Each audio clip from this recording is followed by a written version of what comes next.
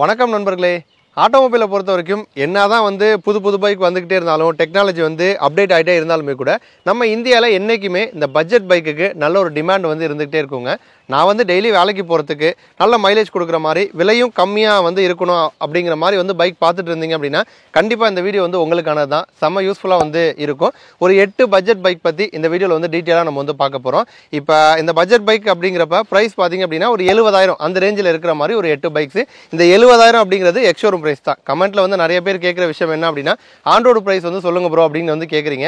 On road ப்ரைஸை பொறுத்த வரைக்கும் நான் தஞ்சாவூரில் இருக்கேன். தஞ்சாவூரில் ஒரு ரேட் இருக்கும், சென்னையில் ஒரு ரேட் இருக்கும், திருநெல்வேலியில் ஒரு ரேட் இருக்கும். ஸோ எக்ஸாக்டாக நம்மளால் சொல்ல முடியாது. பட் எக்ஸ்ஷோரூம் அப்படிங்கிறப்ப தமிழ்நாடு முழுக்க அதே ப்ரைஸ் தான். ஸோ அதனால தான் எக்ஸ்ஷோரூம் ப்ரைஸ் 70,000 அதை ஒட்டி வரக்கூடிய ஒரு 8 பைக்ஸ் நம்ம பார்க்க போகிறோம். இந்த 8 பைக்குமே பார்த்தீங்கன்னா ஒரு கேட்டகரியில் ஒரு பைக் டாப் ஸ்கோர் வாங்கும். ஒரு பைக் நல்ல மைலேஜ் கொடுக்கும். ஒரு பைக் பார்த்தீங்கன்னா டிசைன் வைஸ் சூப்பராக இருக்கும். ஒரு பைக்கில் இன்ஜின் நல்லா இருக்கும். ஒரு பைக் இருக்கிறதுலே ரொம்ப விலை கம்மியாக இருக்கும். ஸோ அதனால் ஒரு கேட்டகரியில் ஒரு பைக் செம்ம டாப் ஸ்கோரில் வரும். ஸோ அது என்னென்ன பைக்கு எந்தெந்த கேட்டகரியில் டாப்பில் வருது அப்படிங்கிறத டீட்டெயிலாக பார்த்துருவோம். ஸோ இதே மாதிரி நல்ல யூஸ்ஃபுல்லான வீடியோக்கள் தொடர்ந்து நாங்கள் கொடுத்துக்கிட்டே இருக்க போகிறோம். நீங்கள் பண்ண வேண்டியதெல்லாம் ஒரே ஒரு விஷயம் தான். தொடர்ந்து சப்ஸ்கிரைப் பண்ணி சப்போர்ட் பண்ணுங்கள். இன்ஸ்டால எங்களை ஃபாலோ பண்ணுங்கள். ஆட்டோமொபைல் சம்மந்தமாக எந்த டவுட் வந்தாலும் இன்ஸ்டால கேளுங்க. இப்போ நம்ம பைக்ஸுக்கு போயிடுவோம். முதல்ல நம்ம பார்க்க போகிற பைக் பஜாஜில் இருக்கக்கூடிய பிளாட்டினாங்க. பிளாட்டினா பொறுத்த வரைக்கும் 110 இருக்குது, 100 சிசி இருக்குது, 110 ஏபிஎஸ் இருக்குது. பட் பட்ஜெட் காரணத்தினால இப்போ நம்ம 100 சிசி பைக்கை தான் நம்ம எடுத்துக்க போகிறோம். இப்போ பிளாட்டினா அப்படின்னா இந்த ஒரு 8 பைக்கில் எந்த ஒரு விஷயத்தில் பிளாட்டினா டாப்பில் வரும் அப்படின்னா மைலேஜ். இந்த 8 பைக்கில் எனக்கு மைலேஜ் மட்டும்தான் முக்கியம். மைலேஜ் அதிகமாக வேணும் அப்படின்னு எக்ஸ்பெக்ட் பண்ணுறவங்களுக்கு பிளாட்டினா நல்ல ஒரு சாய்ஸுங்க. மைலேஜ் ஆவரேஜாக பார்த்தீங்கன்னா 70+ நமக்கு வரும். ஸோ ஆல்ரெடி நீங்கள் நிறைய பேர் பிளாட்டினா வச்சிருந்துருக்கலாம். உங்களுக்கு கூட மைலேஜ் வரலாம். அது உங்கள் ரைடிங் ஸ்டைலை பொறுத்து. நான் சொல்கிற இந்த 70+ அப்படிங்கிற மைலேஜ் நல்லா ரஃபாக ஓட்டி ஃபாஸ்ட்டாக போய் அடிக்கடி பிரேக் அப்ளை பண்ணி ஒரு சிட்டியில் ஓட்டி அந்த மாதிரி ரஃபாக ஓட்டினா கூட நமக்கு 70+ வரும். ஒரு ஆவரேஜான மைலேஜ் தான் நான் சொல்கிறேன். மைலேஜை தாண்டி பிளாட்டினால வேற என்ன விஷயம் ப்ளஸ்ஸாக இருக்குது, ஹைலைட்டாக இருக்குது அப்படின்னு கேட்டிங்கன்னா கிரவுண்ட் கிளியரன்ஸ் அதிகம். ஒரு 100 சிசி வண்டியில் 200 mm கிரவுண்ட் கிளியரன்ஸை பஜாஜ் கொடுக்குறாங்க. ஸோ அதுவும் ஒரு டாப்பில் வருது. அதேமாதிரி சஸ்பென்ஷனும் பார்த்தீங்க அப்படின்னா நல்லாயிருக்கும். முன்னாடி தான் இந்த பிளாட்டினா பஜாஜ் வண்டி அப்படின்னாலே குவாலிட்டியாக இருக்காது, சஸ்பென்ஷன் நல்லா இருக்காது அப்படிங்கிற மாதிரி கம்ப்ளைண்ட் இருந்துச்சு. பட் இப்போ பார்த்தீங்க அப்படின்னா சஸ்பென்ஷனை நல்லாவே டெவலப் பண்ணியிருக்காங்க. பஜாஜ் தனியாக ஒரு டெக்னாலஜி சஸ்பென்ஷனுக்காக யூஸ் பண்ணுறாங்க.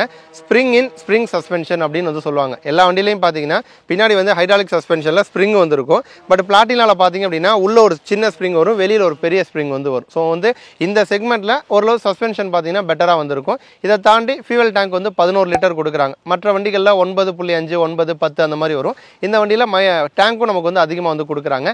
ப்ரைஸ் அப்படின்னு பார்த்தீங்கன்னா எக்ஸ்ஷோரூம் ப்ரைஸ் 70,000 வரும்.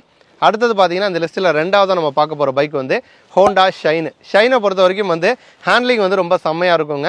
அதேமாரி ரோட் ப்ரெசன்ஸும் நமக்கு நல்லாயிருக்கும். ஒரு 125 சிசி ஷைன் இருக்குல்ல, அதே மாதிரி தான் 100 சிசி இருக்கும். சிசி தான் நமக்கு சேஞ்ச் ஆகுமே தவிர அந்த கலராக இருக்கட்டும், ஸ்டிக்கராக இருக்கட்டும், மற்றபடி ஓவரால் ப்ரொஃபைலாக இருக்கட்டும் எல்லாமே பார்த்தீங்க அப்படின்னா லுக் வைஸ் நல்லாயிருக்கும். மெயினாக ஒரு லைட் வெயிட்டான ஒரு பைக் ஷைனுங்க. 99 கிலோ தான். ஈஸியாக எல்லாருமே ஹேண்டில் பண்ணலாம். இப்போ தான் உங்கள் பையன் ஒரு 20 வயசு ஆகுது, லைசன்ஸ் எடுத்திருக்கான், வண்டி வாங்க கொடுக்க போகிறீங்க அப்படின்னா தாராளமாக ஷைன் ட்ரை பண்ணலாம். ஈஸியாக இருக்கும். ஒரு டேர்னிங் ரேடியஸ்லாம் கம்மி, ஈஸியாக யூ-டர்ன் பண்ணலாம். சிட்டியில் நம்ம ஹேண்டில் பண்ணுறதுக்கு ரொம்ப ஈஸியாக இருக்கும் ஷைனு. அதே மாதிரி ஷைன் லான்ச் ஆகி இப்போ தான் ஒரு 1 இயர் கம்ப்ளீட் பண்ணாங்க. இந்த ஒரு 1 இயரில் 3 லட்சம் யூனிட்ஸ் கிட்ட பார்த்தீங்கன்னா விற்பனையும் பண்ணியிருக்காங்க. அதனால் ஷைனுக்கு நல்ல ஒரு வரவேற்பு நாளுக்கு நாள் கிடச்சிட்டே இருக்கு.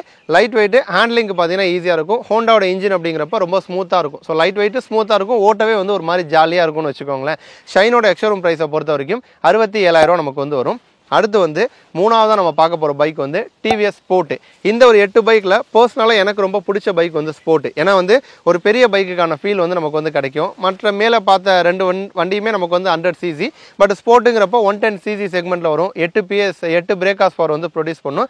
ஒரு வண்டியோட கலர் நல்லாயிருக்கும், கிராஃபிக்ஸ் நல்லாயிருக்கும். ஒரு 110 சிசி மாதிரியே தெரியாது, ஒரு பெரிய பைக்குக்கான ஃபீல் கொடுக்கும். அதுலேயும் டிவிஎஸ் பார்த்தீங்க அப்படின்னா கலர் விஷயத்தில் நமக்கு எந்த குறையும் வச்சது கிடையாது.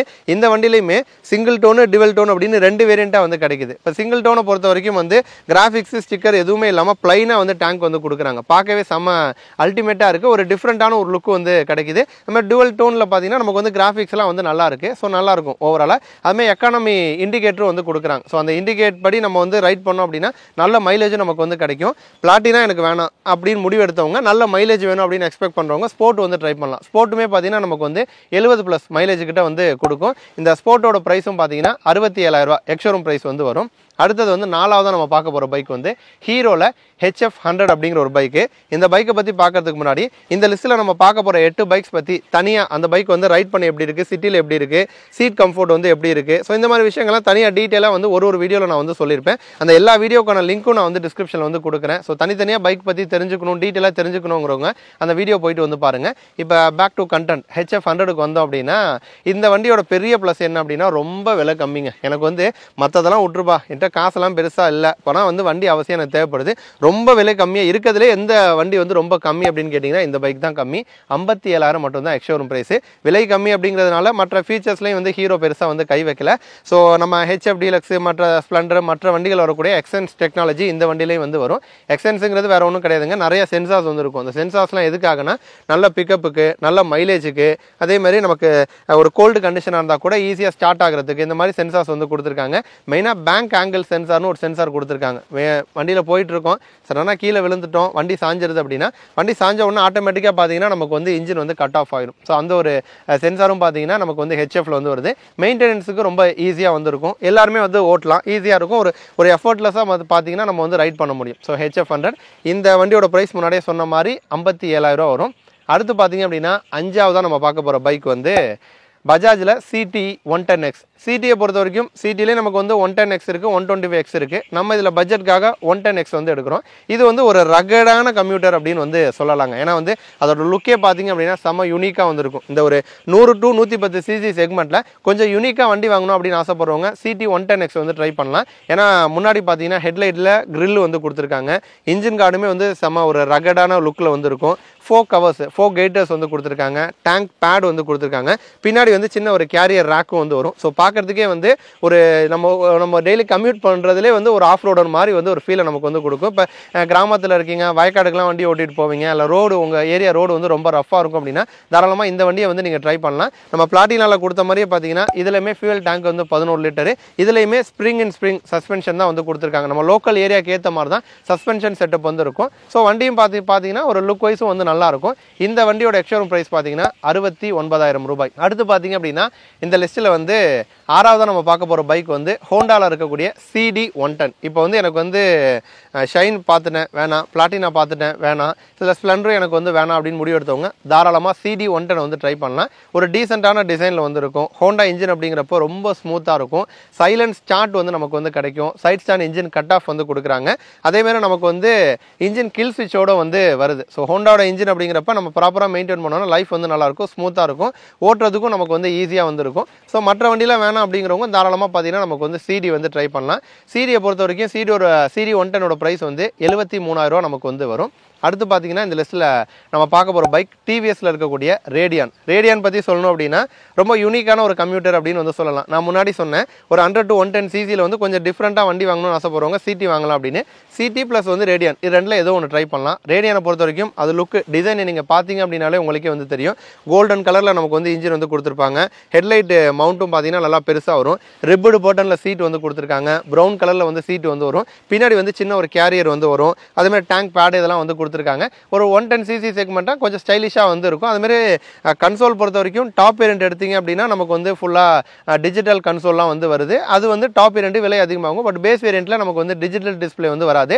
ஆனால் அனலாக இருந்தால் கூட அந்த அனலாக் டிஸ்பிளே வந்து காரில் வர மாதிரி வந்து ஸ்டைலிஷாக வந்து கொடுத்துருப்பாங்க. நல்ல பவர் ஸ்போர்ட்டில் இருக்கக்கூடிய அதே இன்ஜின் தான் வந்து ரேடியன்லேயே கொடுத்துருக்காங்க. 8.6 PS பவர் வந்து நமக்கு வந்து ப்ரொடியூஸ் பண்ணும். எக்ஸ்ஷோரூம் ப்ரைஸ் பார்த்தீங்கன்னா 74,000 வந்து வரும். அடுத்தது பார்த்தீங்கன்னா ஃபைனலாக வந்து இந்த லிஸ்ட்டில் நம்ம பார்க்க போகிற பைக் வந்து லாஸ்ட் பட் நாட் லீஸ்ட் அப்படின்னு சொல்கிற மாதிரி ஹீரோ ஸ்ப்ளெண்டர் வந்து இருக்குங்க. ஸ்ப்ளெண்டரை பொறுத்த வரைக்கும் வந்து ஸ்ப்ளெண்டரில் நிறைய வேரியண்ட் வந்து இருக்குது. ஒரு 6 வேரியண்ட் வந்து இருக்குது. ஸ்ப்ளெண்டர் லான்ச் ஆகி ஒரு 30 வருஷத்தை வந்து கம்ப்ளீட் பண்ணியிருக்காங்க. அதற்காக வந்து எக்ஸ்டெக்லே 2.0 அப்படின்னு சொல்லிட்டு ஒரு வேரியண்ட் வந்து லான்ச் பண்ணாங்க.